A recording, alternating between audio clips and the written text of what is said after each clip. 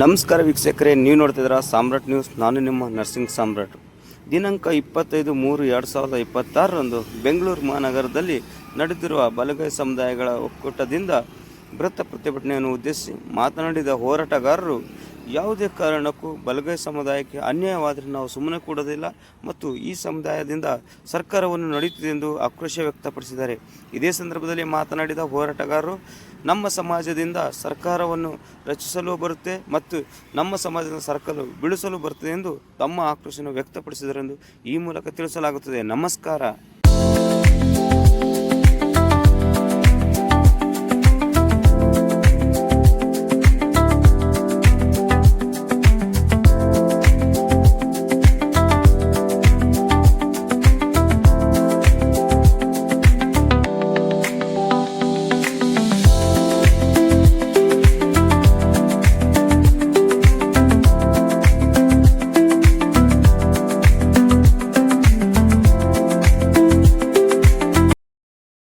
ತಾವೆಲ್ಲರೂ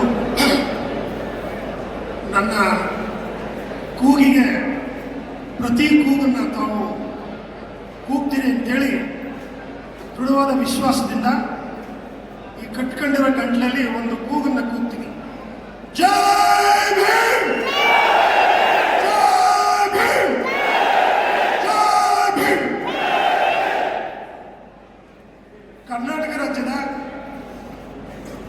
ಎಲ್ಲ ವಿಶ್ವವಿದ್ಯಾಲಯಗಳ ವಿದ್ಯಾರ್ಥಿಗಳು, ಸಂಶೋಧಕರು, ಶಿಕ್ಷಕರು ಮತ್ತು ಶಿಕ್ಷಕೇತರರ ಪರವಾಗಿ ನಾನು ಈ ವೇದಿಕೆಯಲ್ಲಿ ಬಹುಸಂಖ್ಯಾತ ಅಸ್ಪೃಶ್ಯ ಸಮುದಾಯದ ಪ್ರತಿನಿಧಿಗಳ ಪರವಾಗಿ ನನ್ನ ಕೆಲವು ಅನಿಸಿಕೆಗಳನ್ನು ತಮ್ಮ ಮುಂದೆ ಹಂಚಿಕೊಳ್ತಕ್ಕಂಥ ಪ್ರಯತ್ನ ಮಾಡ್ತೇನೆ. ಸನ್ಮಾನ್ಯರೇ, ನಾನು ವರದಿಯ ಬಗ್ಗೆ ತುಂಬ ವೈಜ್ಞಾನಿಕವಾಗಿ ಸತ್ಯಾಸತ್ಯತೆಗಳನ್ನು ನಿಮ್ಮೊಟ್ಟಿಗೆ ಹಂಚಿಕೊಂಡಿರ್ತಕ್ಕಂಥ ಹಿರಿಯರು ನಮ್ಮ ಮುಂದೆ ಇದ್ದಾರೆ. ನಾನು ಹೇಳೋದಿಷ್ಟೇ, ಏನು ಮಾನ್ಯ ಮುಖ್ಯಮಂತ್ರಿಗಳು ನಮಗೆ ಸಂಬಂಧಪಟ್ಟಂತ ಇಲಾಖೆಯ ಅಧಿಕಾರಿಗಳ ಮುಖಾಂತರ 3 ಗಂಟೆಯ ಒಳಗಡೆ ನಾನು ಈ ಸಭೆಗೆ ಹಾಜರಾಗ್ತೀನಿ, ನಿಮ್ಮಗಳ ಅಹವಾಲನ್ನು ಕೇಳ್ತೀನಿ ಅಂತಕ್ಕಂಥ ಆಶ್ವಾಸನೆಯನ್ನು ತಾವು ಕೊಟ್ಟಿದ್ದೀರಿ. ಅದನ್ನು ಹಾಗೇ ಉಳಿಸ್ಕೊಳ್ಳಿ. ಯಾಕೆ ಅಂತ ಹೇಳಿದ್ರೆ, ಈ ಸಭೆ ನಿಮ್ಮೆಲ್ಲರ ಸಮ್ಮುಖದಲ್ಲಿ, ಪೂಜ್ಯ ಸ್ವಾಮೀಜಿಗಳ ಸಮ್ಮುಖದಲ್ಲಿ ನಾವು ಮಾನ್ಯ ಮುಖ್ಯಮಂತ್ರಿಗಳಿಗೆ 3 ಗಂಟೆ 5 ನಿಮಿಷದ ಒಳಗಡೆ ಮಾನ್ಯ ಮುಖ್ಯಮಂತ್ರಿಗಳಿಗೆ 3 ಗಂಟೆ 5 ನಿಮಿಷದ ಒಳಗಡೆ ಈ ವೇದಿಕೆಯ ಮೇಲೆ ತಾವು ಆಸೀನರಾಗದೇ ಇದ್ದಲ್ಲಿ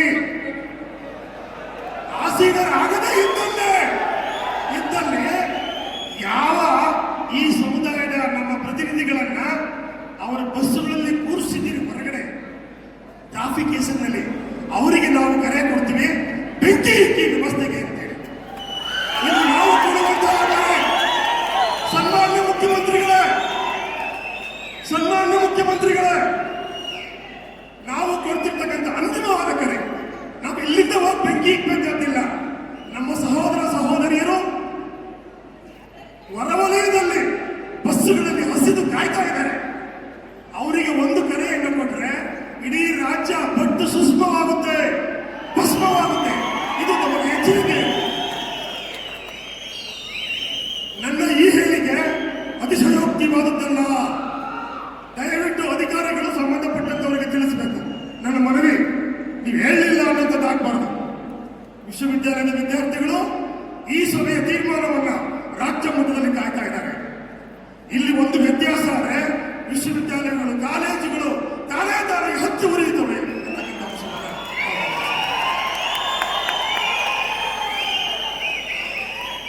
ಸನ್ಮಾನ್ಯರೇ, ಇವತ್ತು ಈ ಎಡಬಲಗಳ ಪೂಜ್ಯ ಸ್ವಾಮೀಜಿಗಳು ಹೇಳುವಂತೆ ನಾವೇನು ಗಂಡಬೇರುಂಡ ಅನ್ನುವಂತಹ ಒಂದು ಸಂಕೇತವನ್ನ, ಅದಕ್ಕೆ ಜೀವಂತವನ್ನ, ತತ್ವವನ್ನ, ಸಿದ್ಧಾಂತವನ್ನ, ಪ್ರಕೃತಿಯನ್ನು ನಾವು ಅದನ್ನು ಕೊಟ್ಟಿದ್ದೀವೋ, ಈ ಪ್ರಯತ್ನ ಕಾನೂನಾತ್ಮಕವಾಗಿ ಕೊಡಬೇಕು ಅಂತಕ್ಕಂಥ ಪ್ರಯತ್ನ ತಮ್ಮೆಲ್ಲರಿಗೂ ಗೊತ್ತಿದೆ. ಇತ್ತೀಚಿನ ಪೀಳಿಗೆ ಗೊತ್ತಿಲ್ಲ. ಕ್ರಾಂತಿಕಾರಿ ಬಿ ಬಸವಲಿಂಗಪ್ಪನವರು ಮತ್ತು ಕ್ರಾಂತಿಕಾರಿ ಎನ್ ರಾಜಯ್ಯನವರು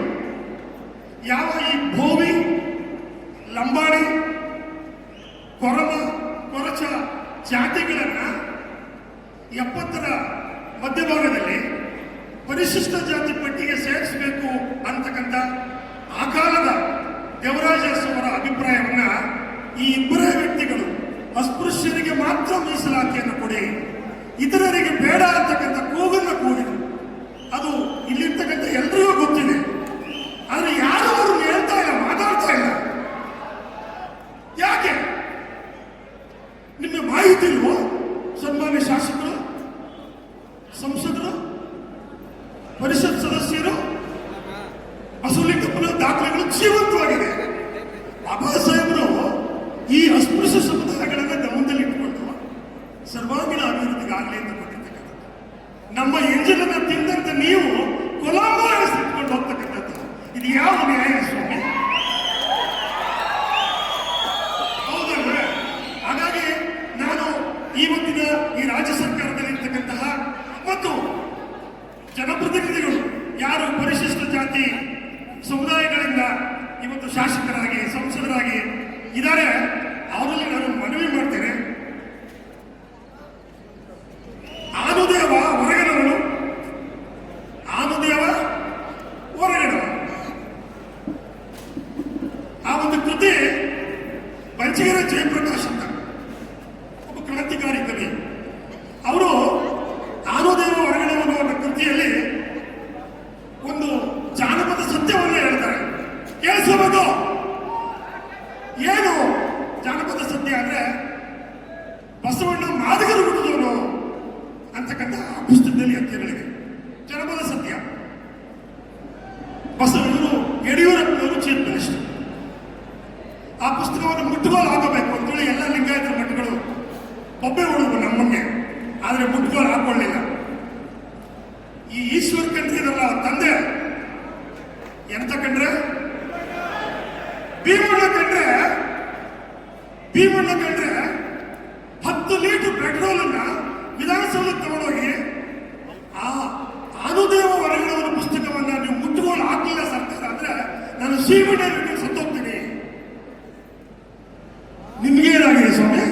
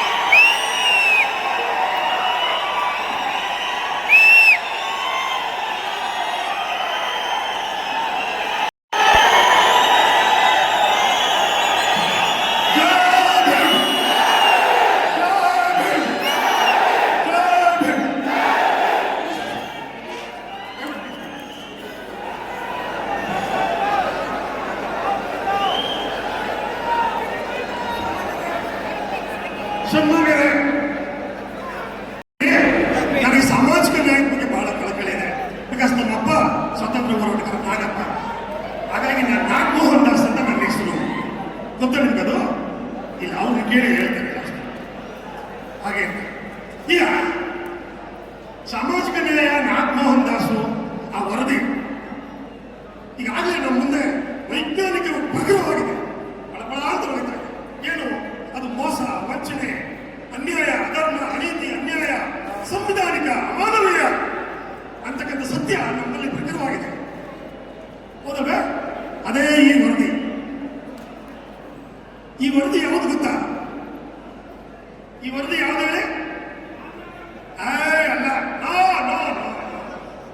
ಮನುಸ್ಮೃತಿಯ ಮುಂದುವರೆದ ಇನ್ನೊಂದು ಭಾಗ.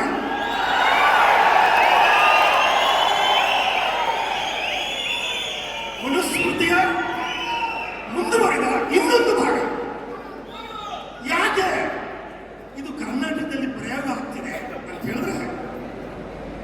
ದೆಹಲಿಯಲ್ಲಿ ಆಂಧ್ರ ಪ್ರದೇಶದ ಹೆಸರಿನಲ್ಲಿ ಸನ್ಮಾನ್ಯ ಪ್ರಧಾನಿಗಳು ಈ ಎಡಬಲಗಳನ್ನು ಸ್ಫುಟಿತು. ಉತ್ತರದಲ್ಲಿ ಅದು ಇದುವರೆಗೆ ವಾಯ್ಸ್ ಆಗಿದೆ. ನಿಮ್ಗೆ ಅರ್ಥ ಆಯ್ತಲ್ಲ? ಹಾಗಾಗಿ ಅದನ್ನು ಬೀಜ ನಮ್ಮ ನ್ಯಾಯವಾದಿಗಳು ಅದಕ್ಕೆ ನ್ಯಾಯಾಧೀಶರು ಅದಕ್ಕೆ ಸಹ. ಯಾಕೆಂದ್ರೆ ಇವತ್ತಿನ ಎಲ್ಲಾ ನ್ಯಾಯಾಧೀಶರು ಮನುವಾದಿಗಳು, ಅದರಲ್ಲಿ ಎರಡು ಮಾತಿಲ್ಲ, ಅವರು ಒಪ್ಪಿದ್ದಾರೆ. ಅದಕ್ಕಾಗಿ ನಾನು ಇವತ್ತಿನ ಈ ರಾಜ್ಯದ ಆಡಳಿತಕ್ಕೆ ಮನವಿ ತಮ್ಮೆಲ್ಲರ ಪರವಾಗಿ, ಬಾಬಾ ಸಾಹೇಬರ ಪರವಾಗಿ, ಮನುಷ್ಯತ್ವದ ಪರವಾಗಿ ಕೊಡೋದು ಅಂತ ಹೇಳಿದ್ರೆ, ನೀವು ಮತ್ತೊಂದು ಮನೋಧರ್ಮವನ್ನ, ಮನುಸ್ಮೃತಿಯನ್ನ ಕರ್ನಾಟಕದಲ್ಲಿ ತುಂಬಾ ವ್ಯವಸ್ಥಿತವಾಗಿ ನೀವು ರಚಿಸಿದ್ದೀರಿ, ಬರೆದಿದ್ದೀರಿ, ಆಯ್ತಲ್ವಾ? ಮತ್ತೊಂದು ಕಡೆ ತಾವು ಬಹಿರಂಗವಾಗಿ ಈ ವ್ಯವಸ್ಥೆ ಶೋಷಣೆಗೊಳಗಾಗಿರ್ತಕ್ಕಂಥದ್ದು, ಆಮೇಲೆ ಈಗೆಲ್ಲ ಕಷ್ಟಕ್ಕೊಳಗಾಗಿರ್ತಕ್ಕಂಥದ್ದು, ಇದಕ್ಕೆ ಮನುಸ್ಮೃತಿ ಕಾರಣ ಅಂತ ನೀವು ಸಭೆಗಳಲ್ಲಿ ಹೇಳ್ತೀವಿ. ಸನ್ಮಾನ್ಯ ಮುಖ್ಯಮಂತ್ರಿಗಳು ಪ್ಲಸ್ ಅವರ ಸಹೋದ್ಯೋಗಿಗಳು ಹೋಗ್ತಾರೆ, ಹಂಗೆ ಹೇಳಲ್ವಾ? ಈಗ ಒಂದು ಸಣ್ಣ ಪ್ರಯೋಗ ಮಾಡ್ತೀವಿ, ಎಕ್ಸ್ಪೆರಿಮೆಂಟ್.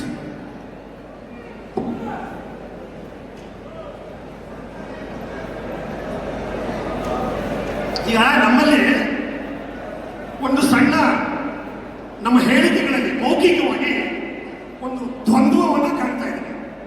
ಒಂದು ಕಡೆ ಮಾನ್ಯ ಸರ್ಕಾರದವರಿಗೆ ಮೀಸಲಾತಿ ವರ್ಗೀಕರಣ ಬೇಡ ಅಂತೀವಿ, ಅದ್ರ ಪಕ್ಕದಲ್ಲೇ ಅದನ್ನ ಕನ್ಕ್ಲೂಡ್ ಮಾಡ್ತೀವಲ್ಲ, ಅದನ್ನು ತೀರ್ಮಾನ ಕೊಡುವಾಗ ಎ ಮತ್ತು ಬಿಗೆ ಯಾಕೆ ಹಿಂದೆ ಮುಂದೆ ಹೋಯ್ತು ಅಂತ ಪ್ರಶ್ನೆ ಮಾಡ್ತೀವಿ. ನಮ್ಮಲ್ಲಿ ದ್ವಂದ್ವ ಇದೆ, ಕರೆಕ್ಟಾ? ನಮಗೆ ಬೇಕಾಗಿರ್ತಕ್ಕಂಥ ವರದಿನೇ ಬೇಡ ರೀ, ಯಾಕೆ ಬೇಕು ವರದಿ? ಇದು ಆ ಕಾರಣಕ್ಕಾಗಿ ನಾನು ಸಾಂಕೇತಿಕವಾಗಿ ಇವತ್ತು ಈ ಜನಸಮುದಾಯಗಳ ಪರವಾಗಿ, ಸಂವಿಧಾನದ ವಿರೋಧಿ, ಮನುಷ್ಯ ವಿರೋಧಿ ಈ ವರದಿಯನ್ನ ಜನಪರವಾಗಿ, ಮನುಷ್ಯತ್ವದ ಪರವಾಗಿ, ಸಂವಿಧಾನದ ಪರವಾಗಿ ಸಾಂಕೇತಿಕವಾಗಿ ಸುಡ್ತಾ ಇದ್ದೀನಿ. ಅಂಬರಲಿಗೆ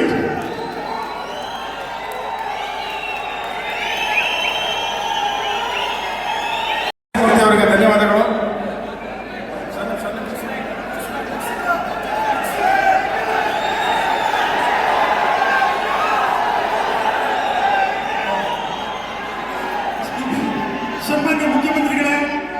ಸನ್ಮಾನ್ಯ ಮುಖ್ಯಮಂತ್ರಿಗಳೇ, ನಿಮಗೆ ಮನುಸ್ಮೃತಿ ಬೇಕಾ, ಮಾನವೀಯತೆ ಬೇಕಾ?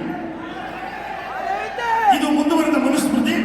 ಅದನ್ನ ಡಾಕ್ಟರ್ ಬಾಬಾ ಸಾಹೇಬ್ ಅಂಬೇಡ್ಕರ್ ಆಗಿ ಈ ರಾಷ್ಟ್ರದ ಒಳಿತಿಗಾಗಿ ಹರಿದಾಗ್ತಾ ಇದೆ.